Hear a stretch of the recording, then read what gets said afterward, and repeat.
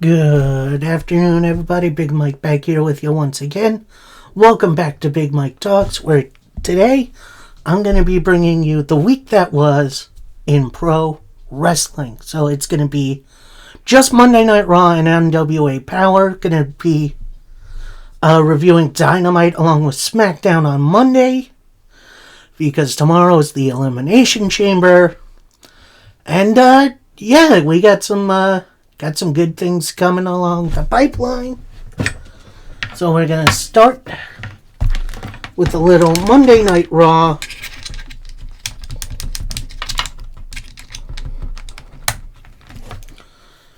And we're going to start with a promo from Logan Paul, where he tells a story about how he initially didn't want to be in Cincinnati. So he initially told his private jet pilot to not land and go back home. And then he laid out his plans for WrestleMania to beat Cody Rhodes. And this brings out CM Punk, who got probably one of the biggest pops of the night. Then Logan starts, Punk, are you jealous of me? Punk then replies, I hear what you're all about. No, this is still Logan. He says, I succeed at everything I do outside the ring, while you're here failing upwards. Punk then replies, I really don't have a problem with you. This is all just business to me. But you're in the chamber. You have no characteristics. Your character doesn't have any substance. Logan then answers, what are you talking about? When you came back, it was the greatest return of all time, and you cracked under pressure.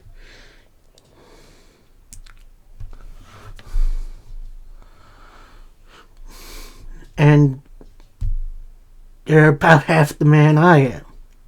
Punk replies, fact is, names change. But it's only a matter of time. They're chanting my name. No, this is still Logan, actually. Chanting my name. Just give it time. You then hear a Logan sucks chant, along with CM Punk. Punk replies, they might chant your name one day. Names do change all the time. But people like me, John Cena, Randy Orton, we are legends. We are history makers. And while I've never made history myself at WrestleMania, you're not going to be here long enough for them to learn who you are. And I can call in a receipt for the chamber, face Rhodes, and leave Vegas the WWE title. Vegas is mine. And you're going to find out what they already know firsthand. That I am Satan and you're nobody. So Logan Paul and Punk then have a little face-off.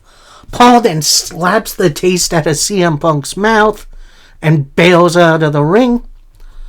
Punk, with the ultimate comeback, says, run while you can. On Saturday, you're locked in the cage with me. And when I get my hands on you, you'll understand why they chant my name.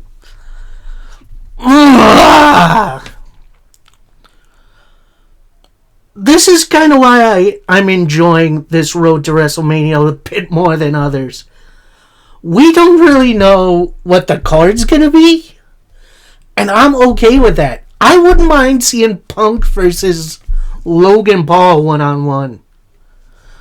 There's a lot of moving pieces, and I dig it. It's awesome. So, after that whizzer of a promo, we get our first matchup of the evening, and it's a triple threat match which is very, very interesting. We got Ludwig Kaiser taking on Pete Dunne, taking on Penta.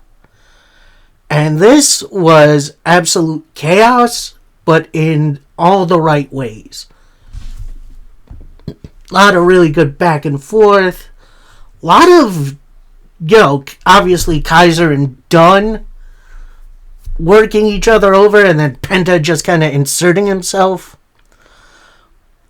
A couple of times, Dunne and Kaiser tried to remove Penta's mask, only to get countered. Then we see Penta force either it was Dunne or it was Kaiser to his hands and knees, springboards off of them, and hits a destroyer on the other. That was absolutely nutso. Then he has Pete Dunne down, hits the sacrifice, goes for the Penta driver. No, hits the Penta driver as he's going for the pin. Kaiser gets back in the ring, tosses Penta to the outside, hits his swinging DDT looking thing. I don't know, that move doesn't have a name. WWE, give Kaiser a finisher name. Because I have no idea what it is. For Kaiser to pick up a sneaky win. Yeah, that was definitely an entertaining, energetic opening matchup with kind of a surprise winner. I'm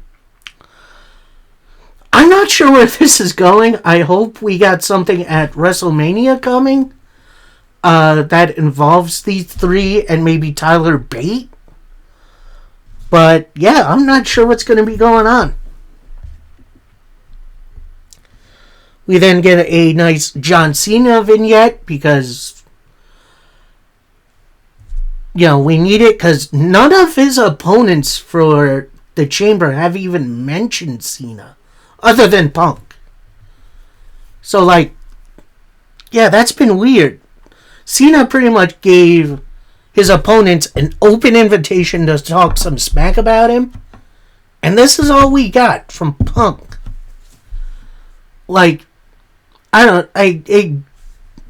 It's been a weird build. Anyway, so then we go backstage, have a Rhea Ripley interview. She says she has her eyes on the Chamber, but her full focus is going on next week against Io Sky, where I'm going to walk into WrestleMania as champion, and I'm going to do something I've never been able to do. Beat Io. And become the most dominant force in WWE.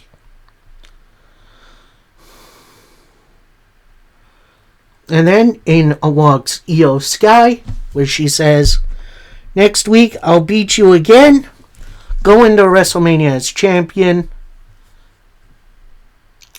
and retain my title. They then have a little face-off and leave it there. This match should be happening at WrestleMania. I'm glad they're going to be giving it time at least. I do kind of wish it was on the Elimination Chamber card because there's no title matches on this card, which is very strange. But I understand what they're doing. We'll see what happens next week. Then we get out a New Day promo. They're in all their gear, ready for our tag match. With them saying, we're out here. We've done them the LWO a favor. You all should be thanking us for coming out. Before anything more can come out of their mouths, they get hit with the Bluebirds. Out come the LWO, which is just Joaquin Wilde and Cruz del Toro. They run New Day out of the ring, and then they have their tag team match, which it was they were definitely given a ton of time, which is great. But something felt really off with this combination of people. It didn't feel like everything was in the right place. One point, OWO attempt a doomsday device. Xavier Woods then distracts the ref for a little bit. As Kofi gets out of it, he tags himself in. And New Day hit a backbreaker stomp combination, which definitely akin to the Midnight Hour finisher, but I'm glad they changed it up. So the New Day can get the win, which is definitely needed. Post-match, New Day attack Cruz del Toro and Joaquin Wilde. And out comes Dragon Lee, who makes the save. But apparently it's 2-on-1. And then New Day hit a double powerbomb on Dragon Lee, which is definitely very interesting. I'm wondering what they're going to do with the New Day come WrestleMania. I do kind of hope they are going to be refocused on the tag team titles, because I think they deserve it. So then we go backstage. Judgment Day are in their clubhouse with Dom complaining to Liv, saying, "I'm sick of all of this. Last week was the most embarrassing day in Judgment Day history." Then Finn comes in, says, "And it's all because of you. You lost to AJ, and then you were speared by Breaker." Dom claps back, saying, "Well, you lost to Rollins in an important match like that. Looks like they're about to go to blows." Finn then says, "We're not talking about a new member right now." Liv then walks in, says, "You guys are still fighting about this? There's been no doubt things didn't go our way last week, but things will get better. Our opponents are bringing too much trouble to us. We're gonna get the women's tag team titles." Finn then says, "You'll handle your business while we handle ours." Which, I see where it's going. We're definitely going to have a Judgment Day breakup sometime soon. Then we get a very interesting couple of segments that were very cool. We see certain superstars opening Topps WWE cards and getting some really good autograph stuff, including The Miz getting an autographed Rock card, which is very interesting. Then another interesting one. Usually I don't talk about, the celebrities in the crowd, because honestly, I really don't know who half of them are these days. But this one is very, very interesting, because he has his feet in wrestling a little bit, as we have Adam Pac-Man Jones in the crowd. Now, why is this interesting? He did technically wrestle for TNA, where he and R-Truth won the TNA tag titles. Yeah, I remember Team Pac-Man. That was weird.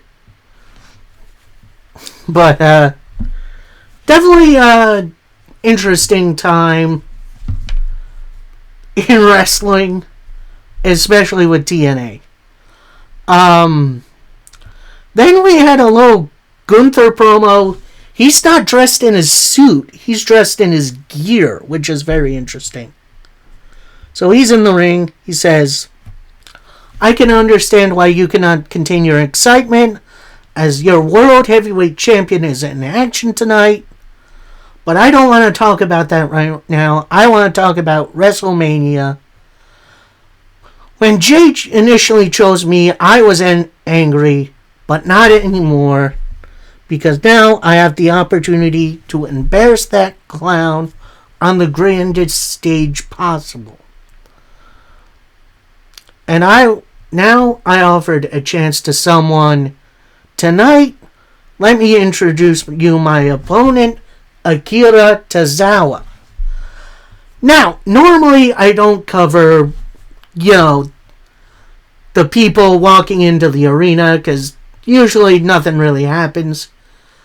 But with Gunther, when he first walks in, he passes by the Alpha Academy, and they're doing like this weird TikTok dance that I will not be imitating because I would look like a complete old man. So, Alpha Academy come to ringside. Tozawa gets in the ring. Gunther then says, "Before we start, let me explain why I picked you. When I arrived in the arena tonight, you were doing your little TikTok dances. But while you were doing that, embarrassing yourself, we do have some things in common. We both uprooted our lives internationally to come to the WWE. While I'm standing here as your World Heavyweight Champion, you are wasting your talent doing stupid dances. And just like Jey Uso, you're making all the wrong choices. I'm going to cost Jey Uso his career at WrestleMania. And for one night only, anything can happen. You have the chance to earn my respect." Immediately the bell rings, and before Gunther could get his title off, Tozawa attacks. Hits him with a couple of kicks, but then Gunther with the craziest looking big boot ever. Gunther attempts a powerbomb, but that gets blocked into a couple of kicks. A drop kick. Eventually, Tozawa then hits a roll-up for a quick 2 count. Tozawa goes for a drop kick. It gets caught right into a Boston Crab, in which eventually Tozawa reaches the ropes. Tozawa then gets up, hits a couple of kicks, hits a chop in which Gunther immediately retaliates. Gunther then hits a powerbomb, only for a 2 count. Locks in the sleeper hold. Tozawa, he's fading. Gunther locks it in deeper. Ref sees him, lifts his arm. Ding, ding, ding. Your winner, Gunther. Now, initially, Gunther does let go of the hold, but then he locks it back in on Tozawa to make a point. Otis then comes in, saves Tozawa. Gunther and Otis then trade shots for a little. Then Gunther bails out of the ring. Otis then checks on Tozawa. Gunther gets back into the ring, locks in the sleeper hold on Otis. But then who makes the save? It's Jey Uso, who runs Gunther off. I'm going to say this, while I am not really the biggest fan of squash matches, I am more than happy they gave Tozawa. They're giving Tozawa a ton of time these days, and I love it. Tozawa is extremely talented. While he's probably not going to be World Heavyweight Champion anytime soon, I'm glad he's getting these opportunities. And heck, maybe we see the Alpha Academy back up Jey Uso for WrestleMania. I think that could be neat. We then get our next matchup of the evening, and it's for the Women's Intercontinental title, as we got Dakota Kai taking on Lyra Valkyria. Dakota Kai last week won a number 1 contenders match against Ivy Nile, which led to this match, which I personally I don't think it was as good as their first match, but it was still really, really entertaining. Then we saw crazy finish. Dakota Kai had Lyra up for a superplex. Lyra counters it right into a Nightwing off the top to pick up the win. So post-match, you have a little handshake, a little embrace, a little good sportsmanship. Then as Dakota Kai is leaving, Ivy Nile comes in, attacks Kai on the stage, gets in the ring, and lays out Lyra, finishing with her standing over with the Women's Intercontinental title. If they were going to do this, why not just have Ivy win last week? I don't know. Maybe Nile versus Valkyria is the plan for WrestleMania. I'm not 100% sure. Then we get highlights from the Kevin Owens Sami Zayn rivalry, including some pictures of them from back in maybe not Ring of Honor, but some other promotions, which is very, very strange looking. Like, they look so different back then. Then we have a Sami Zayn sit-down interview, which is very cool,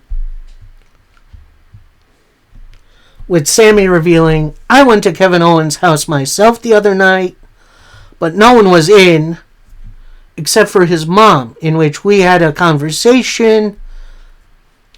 We talked for a bit. Then I went home.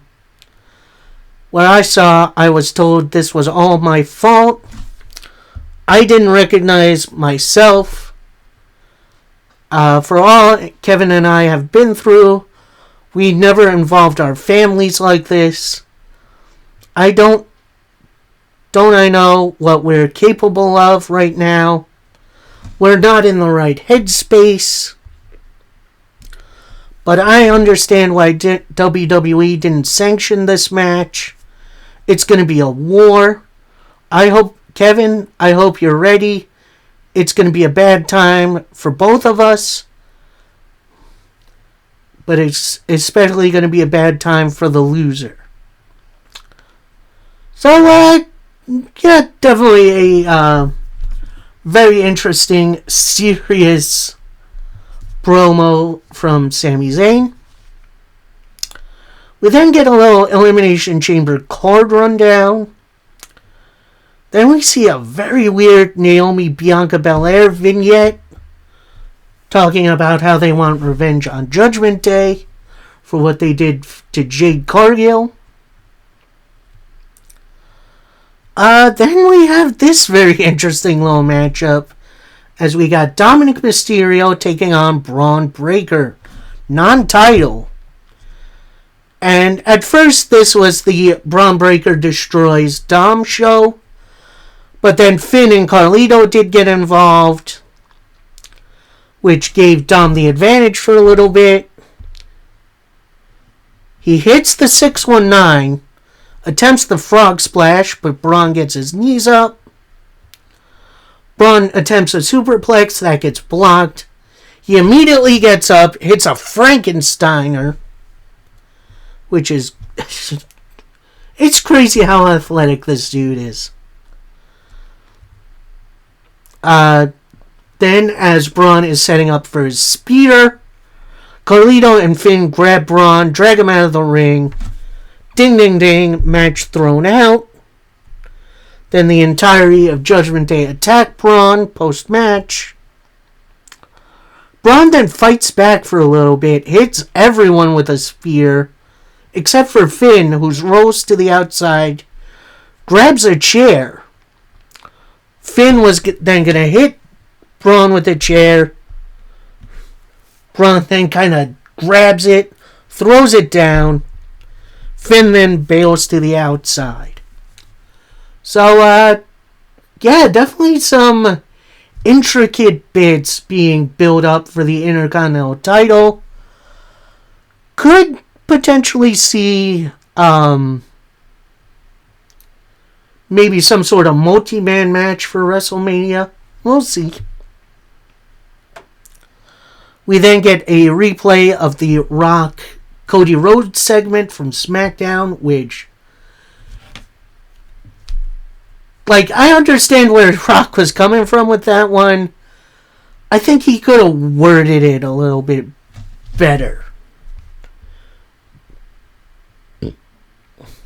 We then get an interview from American Made, where Ivy Nile reveals that the Creeds are going to go after the tag titles again, and she is going to win the Women's Intercontinental title. And before anything more can be revealed about Chad Gable, War Raiders attack the Creeds. I do think Ivy was involved. I'm not sure. But yeah, I'm ready to see a really good match between those two.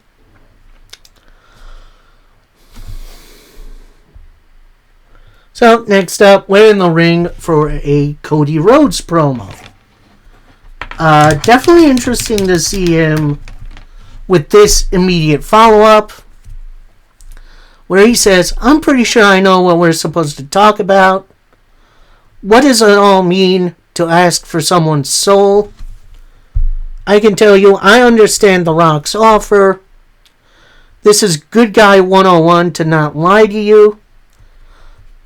I am an incredibly blessed man, but this decision doesn't affect me alone. It affects my family, my students at the Nightmare Factory, and the memory of my father," which gets a small dusty chant.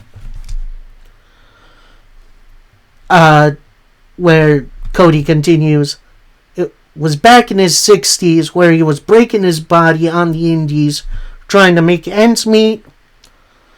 I don't want that to be his memory in the future. The Rock says I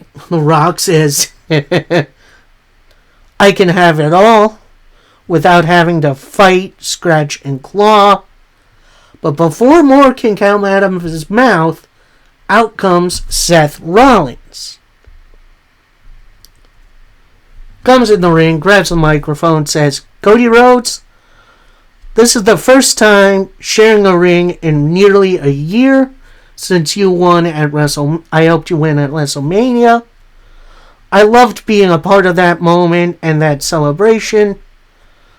But now I gotta look you in the eye, tell you how proud I am, and that I'm gonna win the chamber and challenge you at WrestleMania. I'd love to do all that, but that's not why I'm here. What are you thinking? We stood side by side against the Bloodline at WrestleMania, and now he's back asking you to be his champion. The fact you didn't slap him in the face on the spot is a slap in my face. Don't make me regret helping you at WrestleMania, because would become his champion for what? Is the title weighing on you?" Cody Rhodes then kind of brings the microphone to his mouth. He's being a little sheepish.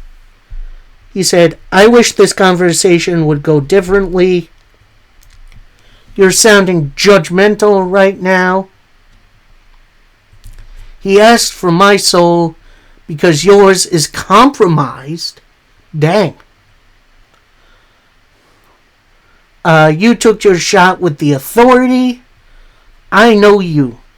You were my shield at WrestleMania. You helped me become the champion I am today. And you're the MVP of WrestleMania 40. Seth replies, "I'm not here to judge you. I'm out here to protect you from making mistakes I did. When I betrayed the Shield, I was filled with hate. Lately, I don't want to hate you too, Cody. You're a grown man. Do whatever you want. But man, the man I want to face isn't this. The man I want to face is who came back at WrestleMania 38. The man who beat me at Hell in a Cell. The man I helped at WrestleMania. Do what you want. That's what I want. And for WrestleMania, I'm coming for your title. So, yeah, definitely interesting to see them share a ring again. I don't think Seth Rollins is winning the Chamber. But, you know, crazier stuff has happened. We then get a sneak peek at a future Logan Paul interview, which can be interesting. Because that might air post Elimination Chamber, I guess. Then we get another full Elimination Chamber card rundown. We then get a hype video for the main event, which is for the women's tag titles, where it's Raquel and Liv taking on Naomi and Bianca. Then we see backstage Akira Tozawa is getting medical treatment. We see the rest of Alpha Academy trying to help him out. Then Jey Uso walks in, says, "You looked good out there. But Gunther is a different type of animal. I'll get him back for you." So he walks out of the office, out of the doctor's office. He runs into Austin Theory and Grayson Waller of A-Town Down Under, where we hear A-Town Down Under say, "Only person Jey Uso cares about is Jey Uso. And I got one word for you. And you got one catchphrase. And now you're all of a sudden you're great. You're only a meme. You think this is all but a joke? You're not on Gunther's level. Gunther will run through you at WrestleMania." Jey Uso responds, "You're doubting me? It's cool. At WrestleMania, I'll beat Gunther and walk out your World Heavyweight Champion." Jey seems to walk off. We then see Theory and Waller kind of arguing a little bit. Jey Uso comes back, hits a super kick on Grayson Waller. So, we'll see where that goes. But until then, we got our main event of Raw, and it's for the WWE Women's Tag Team titles, as Raquel Rodriguez and Liv Morgan of Judgment Day take on Naomi and Bianca Belair. Before the bell, Liv and Raquel jump Belair and Naomi. Then we see Liv and Bianca started off proper, getting some hot tags in. A lot of really good tag team chemistry between these four, especially Liv and Naomi. They got some really interesting chemistry. One point you see Liv attempt the Oblivion that gets caught by Bianca, who tags in Naomi. Bianca hits a KOD, but before Naomi could get a move in, Dominic comes out. He's on the apron. Raquel hits a Tejana bomb. Liv hits an Oblivion, only for a 2.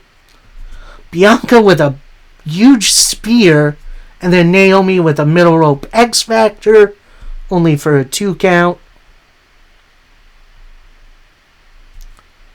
Bianca tags herself in, goes for a suplex. Liv blocks it into a roll-up, only for a 2. Bianca hits the KOD for a 2 count. Naomi then hits a Heat Seeker, tags in, They go for the double KOD. I don't know what finisher to call that. Actually, they hit that, but then Dom puts Liv's foot on the rope, so that's pretty much a 2 count. Bianca attempts a KOD, but that gets blocked. Raquel with a snake eyes onto the announce table. Then Liv with a big dive. Liv attempts an Oblivion on Naomi, that gets blocked. Naomi attempts a Bubba Bomb, but that gets blocked into a roll-up for a 2. Naomi with a rear view. After that happens, Dom gets up on the apron again. Naomi attempts a split-legged moonsault, but Raquel grabs Naomi's leg and then just like tosses her off the top rope. Liv then crawls over, covers Naomi for the 1, 2, 3. So your winners and new women's tag team champions, Liv Morgan and Raquel Rodriguez. Now, am I a little tired of the Judgment Day interference spots? Yes. However, with it being just Dom, I'm kind of okay with it. Like, is it the most intriguing storyline? No. But, depending on what's going on for WrestleMania, I do think Bianca and Naomi should lose their tag titles at some point. And now Liv and Raquel are free to defend it against really anyone. So, yeah, we'll see what happens from here. That was Raw. Really entertaining. Really good build to not only the Chamber, but also to WrestleMania, which has been something SmackDown has been lacking a little bit. So yeah, that was Raw. We now move to NWA Power, where we see a little vignette of, our main event, which is going to be BFT versus Kratos. And it's revealed Odin's son is actually hurt, so he's not cleared to compete. So Kratos is going to have a mystery partner, which will be revealed in the main event. And honestly, it's a pretty good one. So our first matchup of the evening, we have a number 1 contenders match for the junior heavyweight title, as we have Lev. I'm pretty sure that's his name. Slade of the Spectaculars, Alex Misery, and Hunter Drake. And this match was definitely some good parts. High flying action. However, Slade slowing things down a little bit, which is always a nice contrast to the high flying styles. You have Liv and Alex Misery working together, including Misery springboarding off of the back of Lev to dive onto Slade and Hunter on the outside. Hunter Drake doing some really good high-flying stuff.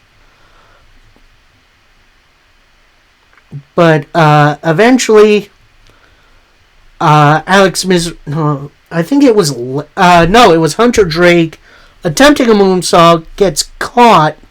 Slade with some white noise locks in the Slade lock, aka the ankle lock, to pick up the submission victory. So, yeah, that was definitely a very interesting match. I do wish it was given a little bit more time, because it kind of felt like it didn't get out of first gear until, right at the end. But ultimately, it was an entertaining matchup with decent amount of stakes. We then go backstage for a Mike Mondo interview, aka Mikey, from the Spirit Squad. So anyway, he's cutting this promo on Burchill, who says, 20 years the world has been at your sandbox. I attempted to shake your hand a couple years ago, but you passed me by. But what about me? I've been working for what I've got, and now we're going to let it play out there. It's gut check time. So now we got a little look back at why Mike Mondo and Burchill are feuding. And what's the beef between Burchill and Mondo, which is always good to see. As we go into that match right now, we got Pearl Burchill versus Mike Mondo.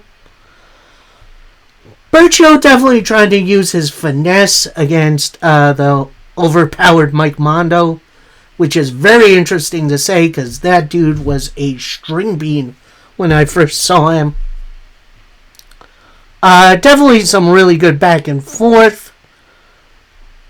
But eventually, as Burchill is building some momentum, Mike Mondo grabs the referee, pulls him in front of Paul Burchill, hits the low blow behind the ref's back, pins Burchill to pick up the win. So with this non-clean win, we're probably going to get a little bit more out of this feud, which I am more than okay with. Definitely been very intriguing. And plus, these two can go really, really well against one another. Then we get a very interesting double hype video where we have footage from the EC3 Tom Latimer feud, but then also Natalia Markova Tiffany Nieves feud, hyping up both their cage matches coming up, which is very, very interesting. It kind of flowed really weird, and I don't know. Hopefully they kind of fix that up coming soon. We then get an in-the-ring EC3 interview, and it looks like he's dressed like Seth Rollins a little bit. So he pretty much says, I felt strange without my title. I'm nothing but a stranger in a strange land. And Tom, you have the most prestigious title in wrestling right now. And in 1 year that I had the title, I built it up. I know now what I must do. I follow the fear of your self-interest of grand spectacles. And before EC3 can say anything more, out comes Tom Latimer, grabs the microphone, says, look, I'm going to keep this short and sweet. Right now, I just want to kick your ass. We've been doing this way too long, and it ends in the cage at Looks That Kill. At that point, EC3 is just kind of standing there frozen. But then when Latimer takes the microphone out of his hands, he kind of powers down. Before anything could really happen, EC3 then bails. And then we get our Around the Territory segment, which I do love. That NWA is promoting their shows this way. It's very, very cool. And now we have our main event.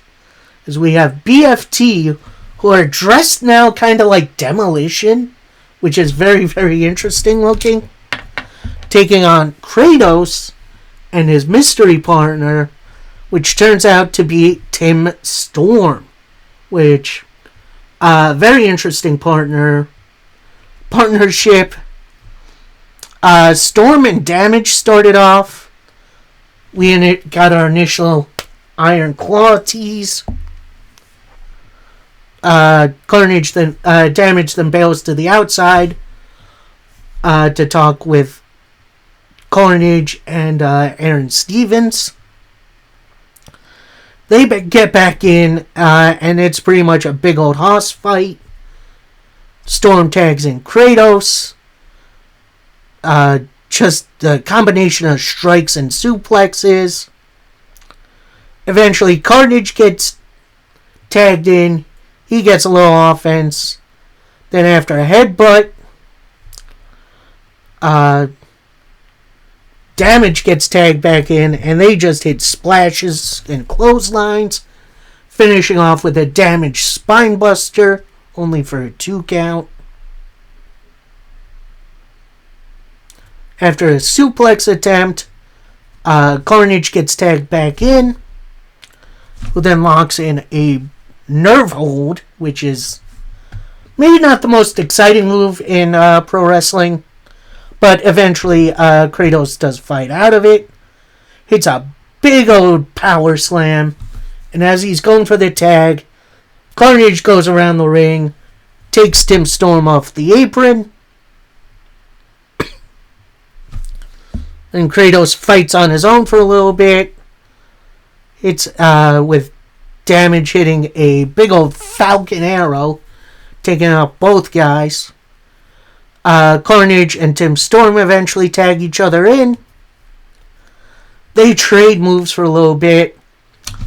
Then Tim Storm attempts to lock in a camel clutch, which is potentially a tribute to his late partner Jack Stain, which is a homage to the Pop the Trunk submission. Aaron Stevens then gets on the apron. Tim Storm catches his attention, grabs him with the claw, locks it in. Tim Storm then brings Stevens into the ring. Then Damage hits a chop block on Storm. You have Stevens still locked in the claw. Damage with the pin for the 1, 2, 3. So your winners are BFT. However, Tim Storm still has the claw locked in. But instead of getting involved, Kratos runs BFT off. So Stevens is, losing it. He's blacking out. Then Kratos goes over to the timekeeper's table, grabs a globe that Tim Storm brought to the ring as a part of his entrance, shows it to Tim. Tim looks at it, releases the hold, and kind of celebrates a loss, which is very, very weird. I will admit that was a very unique finish to a match. I would have liked to see Kratos get the win, but with an unfamiliar partner, I can understand. But very entertaining match to a very entertaining show. If you guys are still not watching Power, I can understand. It's not quite the show it used to be, but I do still personally find it entertaining. So, if you got a minute, go check it out. It's over on Twitter or X. So, that's going to do it for me. I hope you guys all enjoyed.